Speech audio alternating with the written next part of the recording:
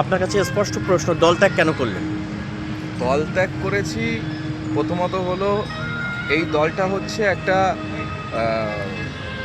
ধর্মীয় ভাবাবেগ নিয়ে সংখ্যালঘুদেরকে ব্যবহার করার জন্য তৈরি হয়েছে, যে কারণেই এবং যে দলের ভিতরে একটা ধর্মের মানুষকে নিয়ে লাফালাফি করা হয়, পশ্চিমবাংলার সম্প্রীতি বা পশ্চিমবাংলার মাটি সে কথা বলে না, যে কারণেই আমি বেরিয়েছি। তাহলে আপনি দলটা কেন যোগদান করেছিলেন? না, যখন করেছিলাম ভেবেছিলাম আম মানুষের জন্য কাজ হবে, সর্বধর্মের মানুষের কাজ হবে, যে কারণে করেছিলাম।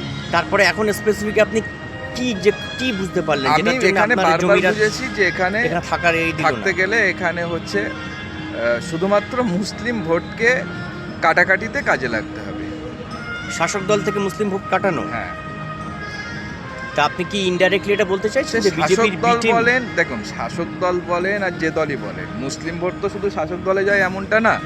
মুসলিম ভোট কংগ্রেসে যায়, মুসলিম ভোট সিপিএমে যায়, আইএসএফে যায়, কিন্তু এই বাংলায় নতুন করে একটা 200 সিটে হঠাৎ করে 3 মাসের দল এতগুলো ক্যান্ডিডেট দেওয়া এবং 1 কোটি টাকা করে বাজেট করে দেওয়া, আলটিমেটলি সেখানে জেতার উদ্দেশ্য নয়, উদ্দেশ্য হচ্ছে মুসলিম ভোট কাটা।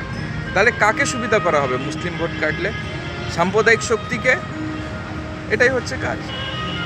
আচ্ছা, এই সাম্প্রতিক যে ভিডিওটা ভাইরাল হয়েছে গতকাল থেকে, তো সেটা নিয়ে আপনার কি বক্তব্য আছে?